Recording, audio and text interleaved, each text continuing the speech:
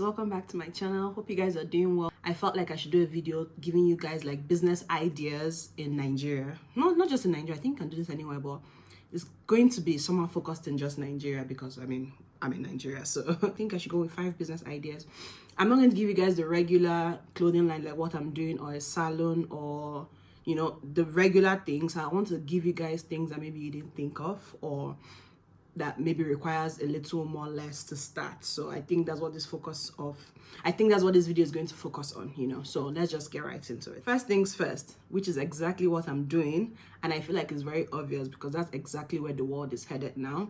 Social media influencing, like social media, anything that has to do with online, internet, like anything that has to do with online. I feel like that's where the world is headed to now. So it's important to just jump on the moving train and earn money because people are earning money on these social media streets. Like, people are earning money. So when I say social media influencing, I mean Instagram, TikTok, YouTube, Snapchat. There are different platforms you can earn money on.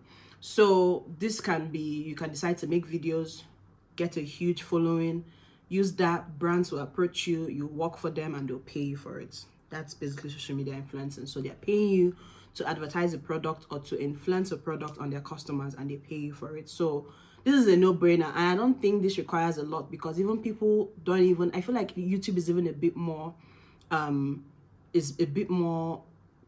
like you need more to start YouTube. But with Instagram, for example, I feel like I know a lot of people that all they do is that they go to places, they take pictures of these places, they build up their following, and when they get a lot of following, companies will start approaching them to talk about them and they pay them for it. So they now get charged, or they now charge people per post. So for every post they post about your business, because they know that they have like crowd that's going to engage in the content and they're going to actually use your product, you pay them for it. So you can even earn as much as 100k per post, 200k per post. Even those that are bigger, they're earning 500k. Celebrities, they're earning 1 million per post. Like, to post a picture of your business, they're paying people 1 million naira. It's happening in this Nigeria, right? It's happening even more. Do you understand? Because they have that following, they have like millions of followers, so I feel like that is a business idea that people still think is a joke. People still really think social media influencing is a joke, or it's like for a home academy, like for children, what's all that. But it's proper, like they are earning more than you're earning in your office. In your 9-to-5 jobs, they're earning more than that by being on Instagram. So don't joke with anybody that has decided to make Instagram their 9-to-5 or has decided to make YouTube their 9-to-5. YouTube is a different thing altogether because YouTube, they're paying them in dollars. Goals, we want to get there, they are paying people in dollars. So it's not a joke anymore. This is a proper business idea, and I feel like you should look into it if you're not doing it already. You might as well, you're already there posting selfies, you might as well look for a way to earn money there. Side hustle. You don't have to stop your 9-to-5. That can be like your side business. But I promise you, that's kind of money you're making. You're going to quit your 9-to-5. Don't say I didn't warn you.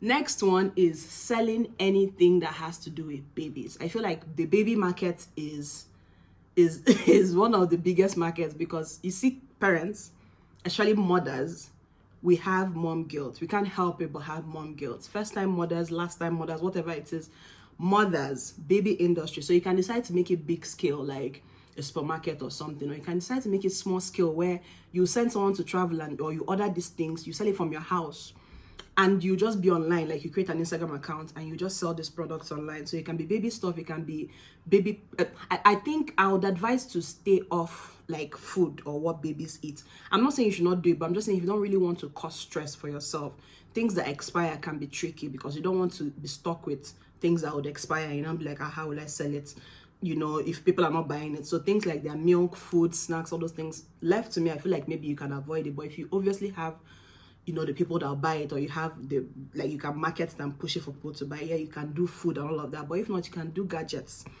toys, learning toys, things like that. And even when I say baby industry, it can even be schools doing like home lessons, teaching them like to play like an instrument or teaching them a language. Just anything baby industry is something we underestimate sometimes, but it is serious money because people are giving birth. People will keep on giving birth, and every parent wants to be like, they want to be on trend, or they want to be doing what other parents are doing. So I just feel like you can even come up with something very unique. Like I said, it might be teaching them how to play an instrument, or you can open a place for like just ballet lessons, and it can be how to draw, to paint, or to be creative. The parents will take their child there because they'll be like, I want my child to learn how to paint or to learn how to draw and all those kind of things. So yes, I feel like anything baby related is definitely a good business idea to start in 2022. Like even forever, before, now, later, baby industry is definitely a good business. Another one I would say you should do as well is maybe get a space and rent it out for like play, like all these play spots and play areas and play parks. Like you get like bouncy castle, get all this play stuff and just rent a space, and you're going to make money.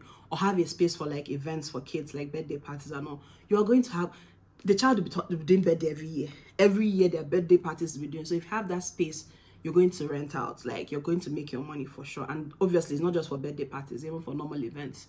So I feel like that's a very lucrative business as well. Number 3 is real estate. This real estate, you can be an agent. It can go 2 ways. You can decide to be an agent, because real estate agents now, I feel like we've always seen real estate agents as people that you just see on the street. You just pick them up and they'll show you places. But these days, people are not joking with being real estate agents. Like people now package themselves. I mean, if you're watching Selling Sunset on Netflix, you understand. Like they'll package themselves, they'll dress up well, find girls, light skin, dark skin, however you want to be. Just if you're a fine girl, package yourself well, and you just meet people with money that are willing to spend on properties, and you get your cut. So I feel like you're a real estate agent. That's what everybody's doing now. 1, 2, 3, they tell they move to Lagos to be real estate agents. I see you guys, you know. It is a big business. So yes, I understand them doing that, because yes, it makes sense. So, and I think if guys do it as well, but I feel like if you're a woman, it's like an added advantage. You know, you're fine, you just dress up well, hot body, got meet, just like bankers. I don't know, but I'm just saying you have more opportunities to talk all the things you want to say, and the man will be like, just looking at you, and he'll buy, and you get your cuts. That's a business right there. But another way of it is that if you have the money to invest in a place, even if you don't have the money to buy it, if you can rent a space, like I was saying, if you wanted to rent a space for like kids and their events, you don't even have to buy it. You can actually rent a space, you understand, like, and use that space to rent out to other people to do things. So for example, I know gardens are not that expensive. You can get a huge land for like a garden and you're paying like 5M for example, but you can use that space and rent it out for different events. You know what it means to have a garden? You can even use it to do fish, do, you know, local food, at the same time have like live band, even have a space for playground. But even if you don't have that 5M to buy the garden, you can rent it out and use it to do those things. So you can just be smart about the whole thing. What some other people do is that they rent out a space and then they use that space for Airbnb. Everybody knows Airbnb is the way forward these days. So you don't necessarily have to buy the place. What people do now is that they rent the space out. So let me assume you're paying rent of 1M, for example. You can rent the space for a year, and that 1 year you can make your 1M in 1 month. Like you really can. You get it, do up the place, and start using it for Airbnb. Airbnb basically means you're paying per night instead of like, you know, every day you're paying for it. So instead of waiting for the end of the year to pay your rent, you're paying every day. So people will come, you do it up, make it look nice, nice decor, put like the diffusers is smelling nice, put it online there. When people want to come and stay, like short stay, they'll come, they'll pay for 1 week, they'll come pay for 1 month, everything. You will make your money for your rent, and that's basically, so what you're investing is way less than what you're making if you do it well and you know, arrange it very well. So yeah, I think anything real estate, obviously investing in land, selling it, buy, resell, that one is there too. But I just feel like this is something that people don't really think about that they can actually do. I think that makes sense. Number 4, anything wedding.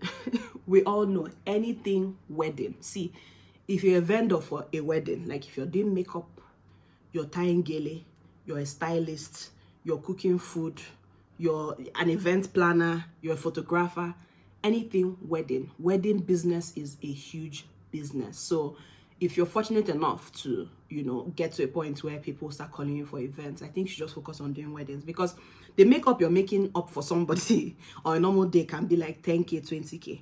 That same makeup you're going to make up for the bride on her wedding day with 500K. How that is possible, I don't know, but it really happens. A makeup artist can charge you 20K, for example. I don't know how much they're charging, but I'm just giving the difference. On a normal day, maybe tell them you're going for an event or just for a photo shoot, they'll charge you 20K. But try and tell them you're a bride. Just make that mistake and say, oh, I'm getting married. That 20K will double up to 500K. And I think it's the same thing with photographers as well. So a photo shoot to go to their studio is a different price. But if you say wedding, it's a different price. So there's this thing that comes with wedding, like people are willing to spend and overspend. So I feel like if you're doing like the makeup artist thing, you're doing stylist, you're a stylist, or you're a fashion designer, you're making clothes, or you're tying gele or whatever it is, focus on weddings, because this wedding business, you know, we had the pandemic, people weren't really doing big weddings, but they're back. We are back at it again. They're now doing big weddings, so people are willing to spend money. Like, they don't care, they don't think, well, brides especially, I say especially brides on their wedding, they don't have sense, they're not thinking. So whatever you charge them, they're going to pay you. If, especially if you're not like a well-known, you know, vendor, people know you, you've been used by different people, they'll be like, I must use this person, I must use that person, just try. Everything is about trying to build your portfolio, trying to build your platform to get to a point where people will want to use you.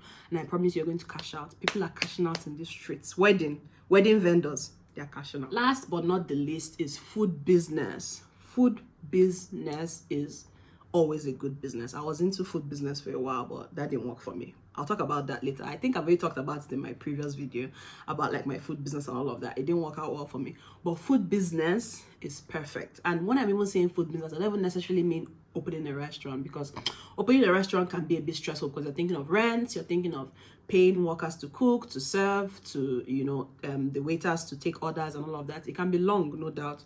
But I feel like the best way to even start this food business, if you can cook in your house, don't pay rent. Stay in your house, cook, and what you can now do is maybe use vendors like Jumia, for example. Put your business online.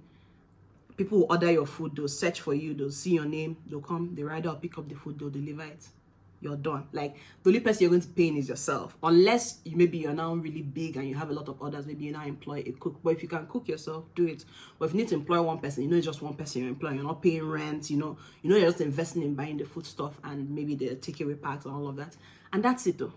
The rest is just straightforward. You cook your food, you open, obviously, see, anything social media, like I said, open a social media account. You know, these days they make food look good. You show the process of cooking the food, taking nice pictures of the food. People will be like, ah, Jesus, this food, I want to eat it. They'll be checking their phone in the night. They'll be like, ah, they'll save the picture. Before you know it, tomorrow they'll call you, you order. You can even do like bulk cooking. But like I always say with businesses, do not shy away from promoting your businesses. People are doing this thing and people are cashing out. People are doing this and people are not making money. And I feel like the difference between the both of them is the way you push your business. They don't have two heads. It doesn't mean that their food is better than your food or they're doing better. They are pushing their businesses. You have to push it out there. If it means getting influencers to push it out there, you have to constantly post. And see, with food, I feel like it's very important to give like very clear, crisp videos and pictures of the food. You can't be putting filter. I don't know why people are doing food business and they're putting filter on the food. No filter. They have to see it raw. Like, you know, when you're seeing the steam, you're seeing what the food really looks like. I feel like it's very important to give them the real raw version of whatever it is. Pictures clear, clean. That would make people want to order your food. So don't need your filters and making it black and white. And no, do you understand? Your packaging and all of that will definitely draw people to your page. Like I said, use influencers, push your business out there. And maybe you might get to a point where you eventually open a kitchen or open like a restaurant and say, okay, this is now my full-time business. But when you're starting it up, I feel like it's advisable, if you can, to start from your house. And you can even do it as side hustle as well too. You know, you can have a cook, for example. You might have your 9 to 5, but you have a cook that'll be helping you out, cook everything, you just taking orders and accepting it and all of that. So yeah, I feel like that's definitely a good business if you really enjoy cooking and you don't mind making that into a business. So guys, those are the 5 business ideas I could come up with now. Obviously, there are a lot of business ideas and I want you guys to share it in the comment section. I want to know as well, because one source of income is not on brand. Do not have only one source of income, have a lot. And these are things I feel like you should be able to do without it affecting maybe your main job or like other sources of income. Have other little things on the side. So if you have any other thing you can put down, obviously we know about crypto. We know about all those things, no doubt. Crypto stresses me out. But yes, there are other things like that. I'm just saying, like, if someone really wants to start something now, like a proper business, and they will have like little money to start, what do you think they can actually start with or they can start doing? And yeah, just share it below and let's see what you guys have to say about it. Thank you guys so much for this video. I didn't want it to be too long, but I just felt like for my last video talking about like how I started my business, I just felt like I should give you guys some ideas in case you want to start something. And if you start something, please, sis, I understand you have your 9 to 5, but please have your side hustle as well.